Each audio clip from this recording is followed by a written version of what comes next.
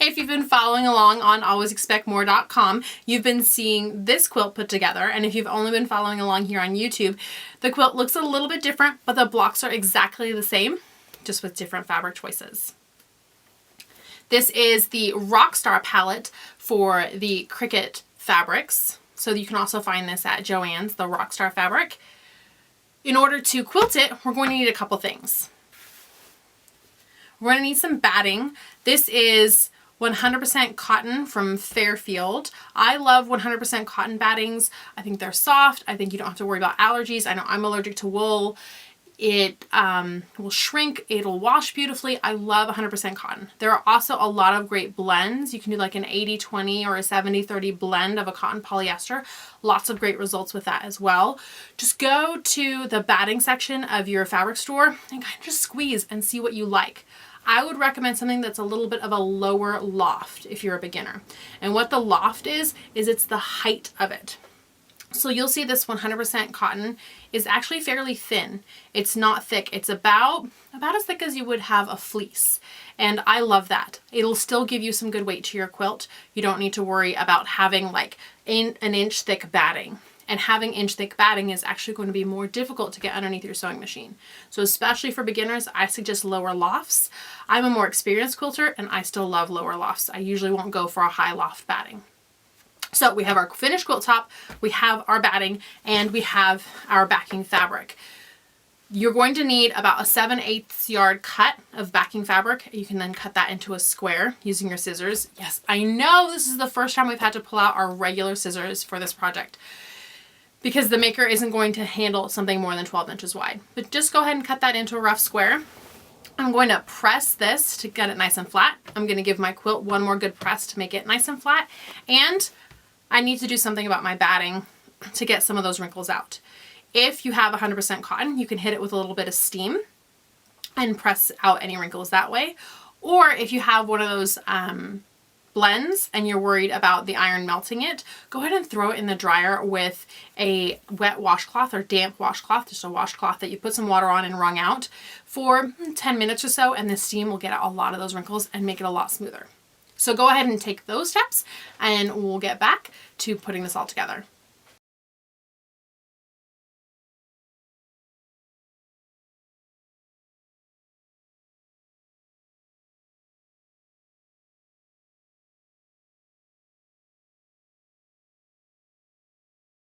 There are two main ways that you can baste your quilt.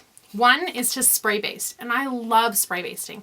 Spray basting is especially great for free motion quilting because you don't have to move things out of the way.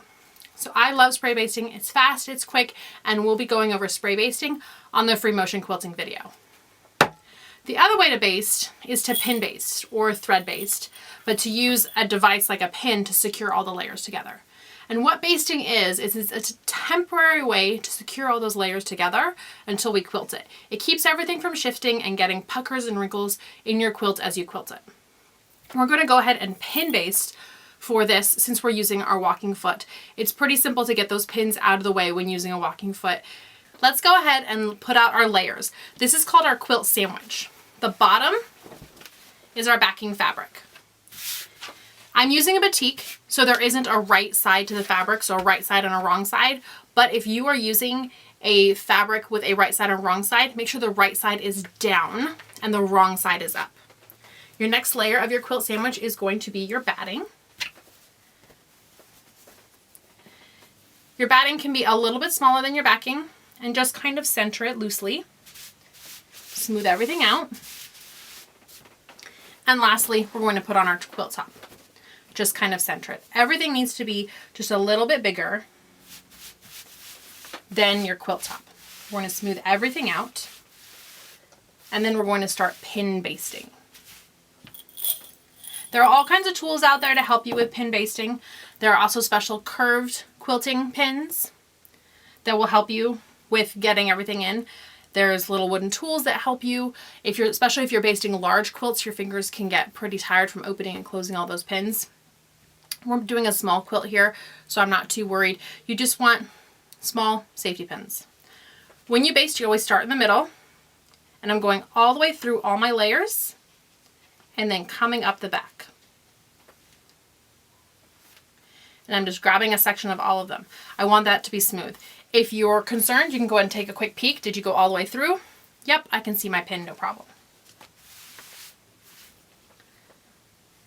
For this quilt, I'm going to baste in the center of each block and then in the center of each of the sashing corners.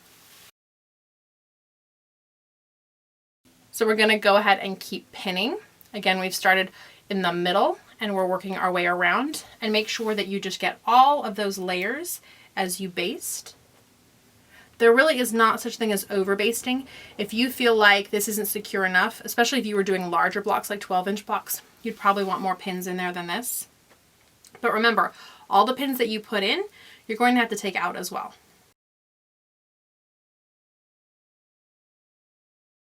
When you get to a piece like this, where there's a lot of parts coming together, we didn't have that problem here. There were not a lot of layers, but there are here. Go on one side of where all those seams come together, and then come back on the other side. Don't try to muscle your way through all that bulk. Anytime you're putting a hole in your fabric with a pin, whether it be a safety pin or a regular straight pin, you are putting that hole in the fabric. And hopefully those fabrics of the fabric are moving aside as you're putting that hole in. But if you're really going to muscle through, you're going to rip and tear that fabric, which is going to weaken your quilt. We've put so much work into this quilt over the past several weeks. We don't want to put damage into it now.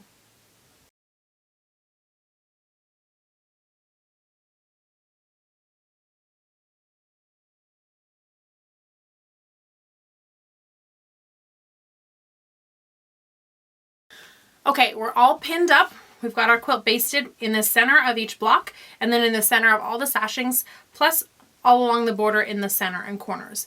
This will keep everything secure and keep everything from shifting while we quilt. I'm going to go ahead and bring the sewing machine over so we can use the walking foot on it.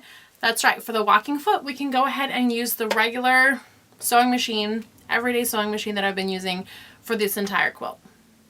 Here's the walking foot for my machine. Most walking foots are going to look something like this with a big apparatus on the back and an extra little arm on the front. This is what helps the machine walk along with this little arm. And you'll see that when this arm goes up and down, the mechanism will make the feet go up and down as well. Let's take off the foot that we already have on. This is my 1/4-inch foot by unscrewing this screw and putting it out of the way. Make sure you put it somewhere where you can find it later because you will want it again. Now we'll go ahead and install the walking foot. Make sure that this little arm goes on the needle bar and then line up the hole for the screw, and we'll just screw this right back in. You can check if you've installed it right by putting the presser foot down and turning. You should see the foot actually walking as you stitch. Let's talk thread. We've been using a regular cotton thread for piecing our quilt together, but what should we use for quilting it? There's so many different choices when it comes to thread. There's like the regular cotton thread that we've been using to piece with. There's monofilament, which is going to completely hide in our quilt. There are specialty threads like this gold metallic thread or the silver metallic thread. This is also just a regular, this is a cotton poly blend that you could use to piece your quilt. There are fun variegated threads, and then this is one of my favorite fun threads. This is Wonderfil's Spaghetti, which is a 12 weight, a thicker thread that stretches to look almost like a yarn or a twine or a string. So what do you use to quilt your quilt? And the answer is you can use any of this. You really can have fun when quilting your quilt. The purpose of quilting is to keep the layers together, but also there's a decorative element to quilting. But what would I recommend? If you're a beginner, go with one of your regular cottons. Go with one of your regular piecing cotton threads. Not only is it something that you probably already have, but it's going to be easy to come by. And if you pick a color that blends in with your quilt, if you make any mistakes in your quilting, it's really not going to be very obvious. I would stay away from any of the specialty threads. I find that these tend to break a little more often. They're a little more finicky to deal with. So I probably wouldn't work with one of these, especially if I was a beginner. If you want to do some fun decorative quilting, I would definitely go with a thicker, heavier thread that'll really stand out on your piecing. And it's always fun to use a colorful variegated thread if you can find one that matches your quilt. So those are some different options when you're looking at thread. We're going to go ahead and use a regular quilting weight thread both in the upper and in the bobbin as we quilt our quilt. Go ahead and check your bobbin to see how low you are. It's not very fun to run out of bobbin while you're quilting your quilt. I'm super low on this bobbin, so I'm actually going to unwind this thread and re-spool my bobbin. If you're doing a larger quilt, one bobbin will never be enough to finish a whole quilt on a larger, like a king size quilt. So don't worry with a larger quilt, but it's nice to not have to refill your bobbins or have to stop halfway through when you're going along and quilting your quilt. Okay, I have my walking foot attached. I have my bobbin full. I've got my machine threaded and my threads to the back, just like I do every other time. I'm ready to start working on quilting this quilt. Grab your quilt, and just like when we were pinning, we wanted to pin from the center out. When you quilt, you actually want to quilt from the center out as well. We need to decide on what kind of design we want to do while quilting this quilt. I'm going to do very simple, what's called stitch in the ditch, which means I'm going to follow these ditch lines that were made by my seams here and just stitch right in that ditch right up next to the seam allowance to quilt this. And I'm going to stitch on either side of my sashings and on either side of my borders in order to quilt this. This pin is already going to be in my way, so I'm going to move this one out of the way. I'm going to close it so I don't poke myself later and just put it in my jar with my other pins. You can use your blue pen if you want to draw lines all the way out to the edge. I choose not to, but that's up to you. Make sure you lower your presser foot. It's a little harder to see if your presser foot is up or down. Just make it a habit before you press on your pedal to just make sure your presser foot is down. And we're going to sew. Put a hand on either side and go slow. As I get up to that ditch, I want to make sure that I'm right in that ditch. Now we're not pushing the quilt through. We're letting the machine guide it, but remember there's a lot of weight here. We've got 3 layers. So you can bring up these bottom layers up to your table so they're not dragging down. Any weight you have from the quilt pulling down is going to make it harder for the machine to pull it through. If you've got a lot of quilt going on over here, just fold it out of the way. I always like to have my needle down when I stop, moving this pin out of my way, making sure everything lines back up again, and keep stitching. Safety pins can leave a little bit bigger holes than regular pins do, so you can rub it with your fingernail and that gets a lot of it out. If you're worried about it, you can spritz it with some water, kind of rub a little bit, and when it dries, those holes really should just disappear.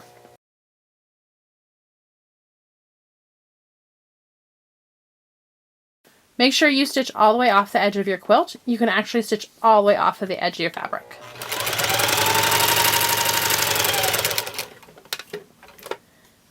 Make sure that you're in the up position with your needle up, presser foot up, and you can trim this out of the way. Now I'm going to do the other side of my center quilt blocks, exact same way. Presser foot down. I'm going to go ahead and get this pin out of the way, and I'll stitch all the way across.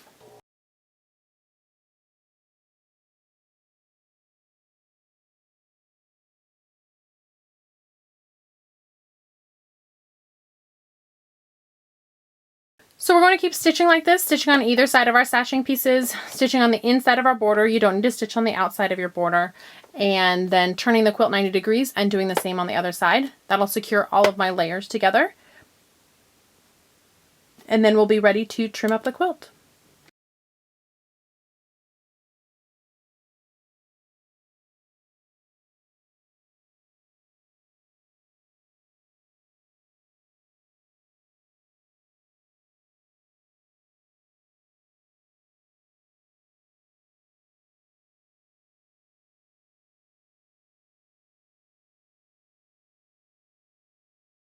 So I was stitching along and my thread broke, my top thread broke. So I pulled the quilt away from my machine and I pulled the other thread through to the back.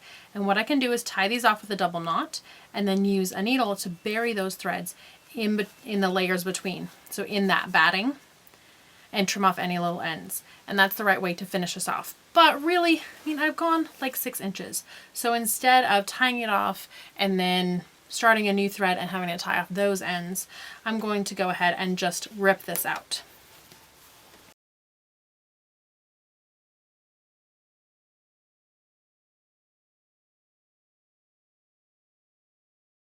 Now I can go ahead and rethread my machine and just go ahead and re-stitch that from start to finish, and I don't have to worry about tying knots, burying threads, or lining things up again, and it'll be just perfect, like that little mistake never happened.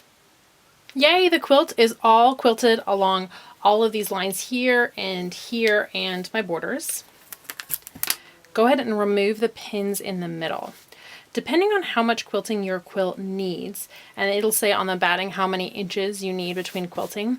If it's 6 inches or more, like 8 inches, you're absolutely fine just leaving it quilted the way it is right now. However, if you have batting that says it needs to be quilted no more than like 4 inches apart, or no less than 4 inches apart, go ahead and use a ruler, and with your Cricut marking pen, you line up along the 3-inch line, and you can just draw a line right down the middle, and do that on all the blocks this way, and then on all the blocks that way as well. You think that drawing a line through your quilt is going to ruin the aesthetic of your quilt completely, but it really won't. It's going to just blend right in as part of the background. We're going to remove all of these pins, and then we're ready to trim up our quilt, which will be our last step today, because next week we're going to add the binding. So while all of our blocks and sashings and borders were cut on the maker, we do need to trim it up the old-fashioned way using a rotary cutter and a ruler. And really, a rotary cutter isn't that old-fashioned. They haven't been around that long. Make sure that when you're using a rotary cutter, it always stays closed unless you're actually cutting with it. They're very sharp. Trust me, I've got a couple stitches from a mistake with a rotary cutter. We're going to line up one edge of the quilt.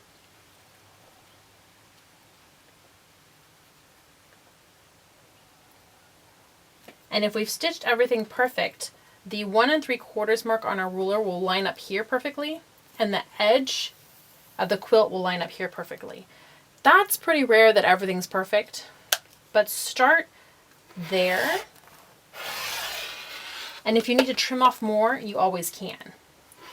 But my mama always says you can cut more, you just can't cut less.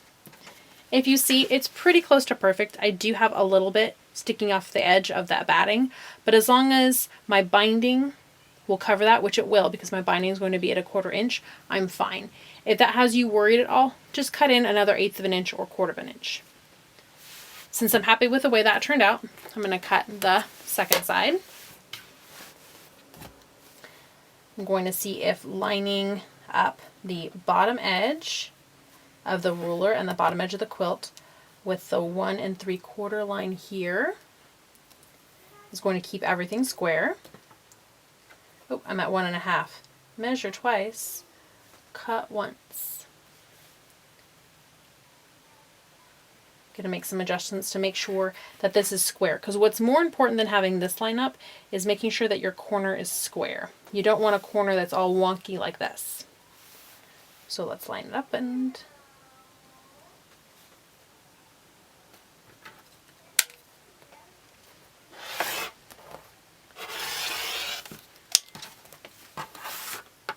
perfect. We've got one corner squared off. We just need to do the same with the other two.